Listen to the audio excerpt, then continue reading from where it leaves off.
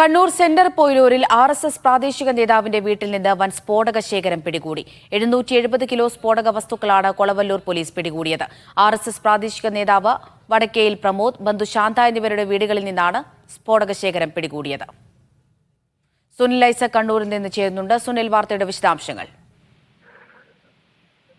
Amrita, Kolavallur police station പരിധിയിൽപ്പെട്ട central പൊയിലൂരിലാണ് RSSന്റെ പ്രാദേശിക നേതാവിന്റെയും അവരുടെ ബന്ധുവിന്റെയും വീടുകളിൽ നടത്തിയ റെയ്ഡുകളിൽ വലിയ തോതിൽ സ്ഫോടക വസ്തു ശേഖരം പിടികൂടിയിരിക്കുന്നത്.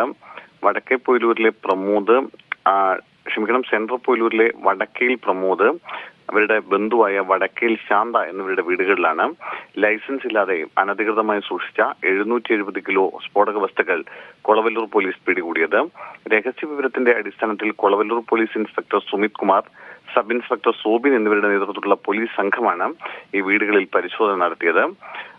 ഇത് അനധികൃതമായി വിൽപ്പനയ്ക്കായി സൂക്ഷിച്ചിരുന്നതാണ് ഈ സ്ഫോടക വസ്തുക്കൾ എന്നാണ് ലഭിക്കുന്ന വിവരം. ഈ പ്രദേശത്ത് നിരവധി പാറമടകളുണ്ട്, കോറികളുണ്ട്. അവർക്ക് മറിച്ചു വിൽക്കുന്നതിനായിട്ടാണ് ഇത്തരത്തിൽ വലിയ തോതിൽ സ്ഫോടക വസ്തുക്കൾ വീടുകളിൽ കൊണ്ടുവന്ന് സൂക്ഷിച്ചിരുന്നതെന്നാണ് പോലീസിന് ലഭിച്ചിട്ടുള്ള പ്രാഥമികമായ വിവരം. എന്തായാലും കൊളവല്ലൂർ പോലീസ് ഇതുമായി ബന്ധപ്പെട്ട് 2 കേസുകൾ ഇപ്പോൾ രജിസ്റ്റർ ചെയ്തിട്ടുണ്ട്. സുനിൽ ഐസക്കാണ് വിവരങ്ങൾ നൽകിയത്.